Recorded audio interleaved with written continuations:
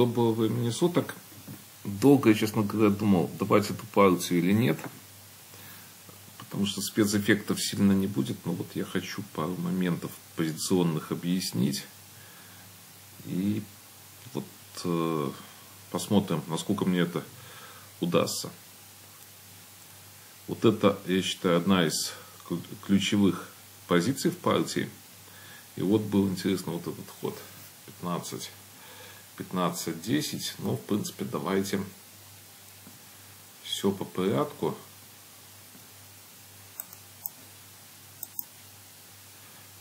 Я уже так. Ну, в начало Келлер свелось. Вот это разыгрывание. Я не смотрел, честно говоря, что у Александра Гетманского в книге. Я думаю, что там уже очень много что описано по поводу этой партии. Но я смотрел кое-какие комментарии турной базы. И хочу сказать, что где-то вот эти комментарии совпадают с моими. Потому что там Гудемут еще, то есть по этой позиции публикацию делал. Вот это стандартный такой вариант достаточно. И я здесь пытаюсь вот пару моментов объяснить, что здесь было позиционно. Ну вот 4.30, начало плана. Идея такая, что это партия Александра Шварцман, Харм Вилсма в крупном чемпионате Нидерландов. Напоминаю, играют два чемпиона мира. Причем, конечно, у обоих фантастическая игра, что неоднократно вот вы могли увидеть на моем канале, партии неоднократно. И вот здесь вот как раз та позиция, когда компьютер, наверное, вот, может давать неправильные анализы, неправильную аналитику. Давайте я попытаюсь все-таки как-то словами объяснить. Я там некоторые моменты вот не хочу рассказывать, я отдельных пару видео хочу сделать по тренировкам, именно стоклетки, русские там чуть-чуть кое-какие моменты оценить, вот шахматами какие-то аналогии провести, потому что наработок у меня в принципе много, как я говорил, я веду иногда курсы повышения квалификации, переподготовки, наработок достаточно много, просто надо вспомнить, о чем я когда-то говорил. Ну вот идея такая, 34-30 и вот 39-34. Два хода, они именно блокируют покуда вот эту группировку шашек и будут играть одну из ключевых ролей на этом фланге. Но вот вы видите здесь, что вот 40-35 ход, что покуда лишних шашек у белых нету. И сейчас, если черные не предпринимают что-то, то есть на фланге, у них просто не будет здесь пространства и игры не будет. Потому что кажется, что вот эти вот, допустим, приблизительно, ну, вот эти вот варианты к чему-то ведут. Я думаю, что надо, скорее всего, ну, наверное, нет, вот этот вот ход, да, он может быть не очень корректен. Из-за чего? Из-за того, что 14-20 здесь. Почему я не делал этого хода? Я чуть-чуть, то есть, заранее анализировал. Тоже не могу вспомнить, что я там анализировал. Но вот из-за этого хода. Я сейчас понял, что из-за этого хода нету. И есть, конечно, опять вот размен. Но давайте его опустим. Если играть вот тупо коловую вот эту вот позицию. Сейчас коловая и с особой еще бортовой. То у черных идея такая, надо троечку вывести, и потом как-то подойти и разменять вот эту вот шашку, 31-ю. Вот я сейчас попытаюсь как-то вам объяснить. Ну, я, может, не точные ходы делаю, но идея такая. Допустим, 13-19 где-то уже надо двигаться. Отсюда то мы уже уводим шашки. Кстати, 30-24 тут вообще фланг могу заблокировать. 16. И вот какой-нибудь ход, ну, может, давайте не точно, не совсем нюансы. Тут еще и 43-38 есть. Ну, давайте. Я хочу план просто показать. И вот здесь вот как раз то, вот идея. Понятно, что здесь 27 на 32 есть, вот эти вот надо варианты смотреть, но это уже достаточно плохо. И вот здесь вот как раз вот эта вот идея есть. Видите, не надо шашку, то есть вот эту шашку не надо никуда убирать в этой позиции. И когда вот эта вот вся надвижка произойдет, то есть можно где-то 17, тоже 17 опять. Вот этот вот момент, ну может, я говорю, что вот это может не точно, я приблизительно показываю, потому что есть вот 43-38, может и лучший ход здесь. Но, допустим, так, вот идея, что нельзя нападать. И вот к этой идее мы возвращаемся. Почему тройка, я вам уже так. 3-8 я уже говорил, что надо вот если на 26 пойдут, да, то вот именно вот этот размен. Но на 26, как я уже говорил, на 26 не надо уходить, а просто сохранить эту шашку на 31. И вот здесь огромные проблемы будут. Если даже сразу не ходить. То есть, поэтому где-то надо вот избирать. Я считаю, что вот этот план, он самый здесь лучший за черных. То есть здесь дает пространство для игры. Они играют на этом фланге, а белые играют на этом. И вот вы посмотрите, или посмотрели уже заголовок видео. Я вот когда пишу, у меня еще заголовка четкого нету, но я знаю, как я буду делать заголовок этого видео. Но вот вариант какой? Компьютер посчитает ли, точно ли укажет, какие именно построения, которые нужно делать белым. Я в этом не уверен. И я еще, честно говоря, не уверен, что еще долго очень он покажет вот какие-то построения эти. Так, где-то здесь 17. Здесь, конечно, вот эти вот какие-то построения были. Но покуда вот эти все удары не проходят, давайте вот. Идея какая, чтобы как-то перехватить. Ну, то есть, могут какие-то вот эти идеи быть. Допустим, сюда я еще не уверен, что правильно вот пошел именно за белых в этой позиции. Но вот эти вот, видите, когда на 22 опять будет построение, мы их потом посмотрим.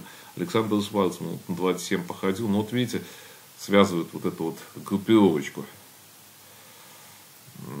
То есть игру получает. Почему вот эти вот бывает 19 я смотрел. Здесь иногда вот так 17 может нету. Но здесь, честно говоря, не выждешь. Но вот эти вот удары тоже иногда бывают. То есть 14-20 и 13-19. Когда-то тоже надо смотреть. Потом какие-то вот эти, резких сейчас ходов этих нету. 18-22, я думаю. Так, давайте посмотрим. Я уже так думаю. Наверное, это все не проходит покуда.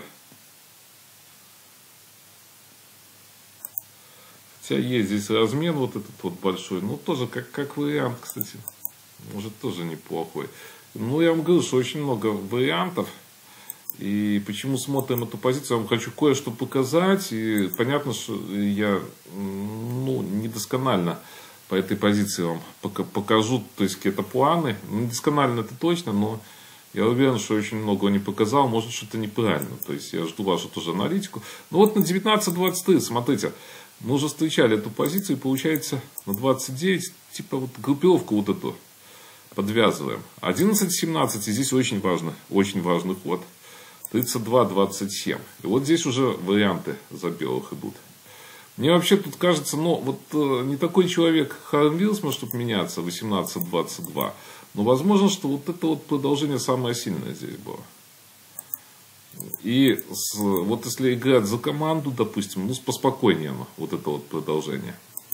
Допустим, 6 где-то, опять, вот есть вот эти 29, всегда надо смотреть. Здесь-то позиция у белых, конечно, хорошая, и тут белым приятно будет развиваться, если вот эта вот позиция будет.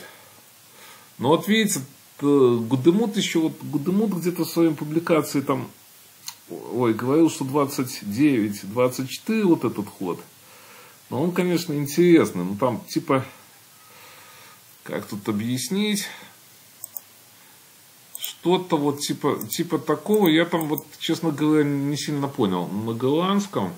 Почему? Потому что сначала я смотрел вот эту позицию сам, но потом вот Гудемуда посмотрел, там многие моменты совпадали, что я сразу смотрел, то есть, ну вот идея такая, что здесь, ну я вот, честно говоря, не совсем уверен в этой вот идее, потому что, ну и 14 есть, понятно, сюда, наверное, да, сюда вот, кстати, варианты есть, даже вот такой, да, вариант есть перестроения. И здесь все-таки шашки эти болтовые, то есть позиция получше, я не знаю. Я думаю, что все-таки ничейная, но тут как-то надо искать все-таки ничью за черных.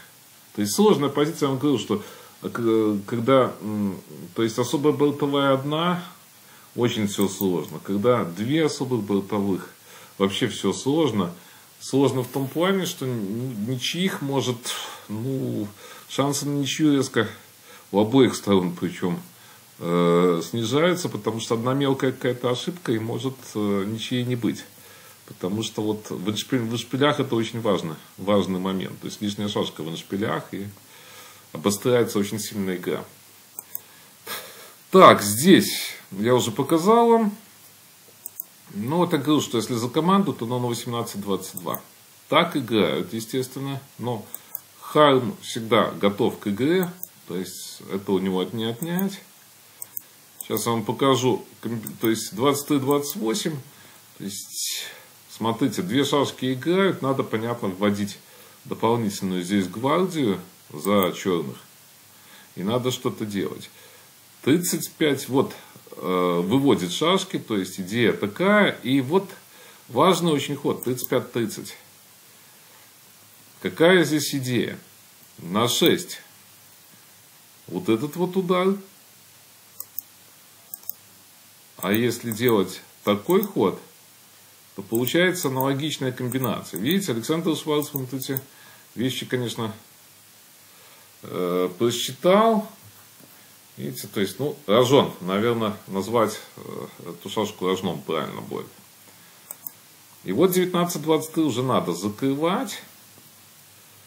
И на 26. Но 19-23 хотят на 32, понятно, что на 26 нужно. То есть 6. И меняются здесь. Понимаете, вот позиция очень сложная играть. Почему здесь Харм ошибся? Ошибка пошла, потому что позиция комплексная. То есть то одна позиция, то второй тип позиции, даже можно сказать третий. Я где-то вот здесь заметил в этой партии 3 типа позиций. Когда вот здесь вот вы можете сказать, что это все одно, но нет. Я думаю, что все-таки 3 типа позиций было. И когда вот эта перемена позиции идет, очень сложно мозгу перестроиться, некоторые стандарты выбиваются. И вот за счет этого как раз-то и Александр Шварцман здесь победил в этой партии. 18-22. Ну вот это безусловная ошибка. Безусловная ошибка была, естественно. Давайте рассмотрим ходы. Вот, наверное, самый лучший ход. Давайте сначала здесь. Так. Или где-то ему комбинацию. Вот здесь я комбинацию вам хотел показать сразу. Наверное, вот здесь вот надо даже комбинацию проводить. Если 38, ну есть вот это тоже позиция, но здесь, наверное, она ничейная. Честно говоря, не вижу здесь вопросов с этой позицией. И есть вот эта вот комбинация. То есть, вот она. Она стандартная комбинация. Далее, на 3-8 возможен вот этот вот вариант. Ну, конечно, возможно опять комбинация. Смотрите. Тоже будет вам полезно, если кто забыл стоклеточные шашки, я имею в виду, да, я извиняюсь, что назвал эти, конечно, но стоклеточные шашки, если кто вот русская аудитория смотрит, уже забывает, но не забывайте, удары, видите, такие, и надо их помнить, потому что смотрит и не русская, понятно, что аудитория специально сейчас вот и субтитры чуть-чуть меняю, и пишет YouTube, что скоро автоматически вот эти субтитры будут. То есть многие видео перебьются на эти субтитры. Я надеюсь автоматически, что многие начнут смотреть, потому что материала на канале много очень полезного. Кто бы что не рассказывал мне, но много очень полезного материала. Потому что были моменты, конечно, сказочники, которые, никто, кто не хочет, тот не смотрит, понимаете. Я всегда так говорил. Есть идеи, конечно, я не говорю, что все хорошо, но потому что канал достаточно простой, то есть я что-то не хотел от канала, хотел просто свежие какие-то идеи, интересные идеи. Вот я от этого канала, это хочу от канала. Но остальные моменты мне покуда не интересуют, если честно. Так, 18:22. И так, вот это уже было. Ну вот, тоже. Мы это смотрели, нам уже что-то похожее на эту позицию. Тоже она ничейная, понятно, что она ничейная. Но получит тут чуть-чуть белых, но ничейная позиция. А вот в партии, смотрите, мы подошли к главному моменту партии. То, что было на диаграмме. 25-30 было в партии. А вот такая идея, и я хочу сказать сразу, кто вот занимается русскими шашками серьезно, наверное, именно вот эту идею бы заметили. Почему заметили? Потому что есть гамбитная позиция, что-то там, не похоже на эту позицию совершенно, но вот мысль какая-то общая есть, то есть какой-то перенос есть. С шашек 64 на шашки 100. Вот на 5. Ой, что-то я уже, подождите, я, наверное, не туда показал тут. Да, вот здесь вот, кстати, момент. Можно 42, а можно вот эти вот тоже ходы делать. Это вот этот ход тоже, я бы сказал, с русских шашек. Вот с некоторых позиций. Вот FG5 очень важный ход. Здесь 24-20, G5, но FG5, я извиняюсь. Именно поддерживать вот эту группировку. Вот бывает, вот у меня видео даже много, точнее сказать, не бывает, а видео много позиций вот, на эту тему, даже в русские шашки, когда FG5 делалось. Может там отсутствие шашки где-то было, но FG5 надо смотреть. Вот это 24-20. Да, что-то я там вот эти написал, наверное, лишнее. Вот этот ход, откуда у меня он взялся. Так, это я хочу партию дать потом в комментариях, чтобы кто-то, может, перенес в PDN, и поэтому сейчас удалю, чтобы не забыл.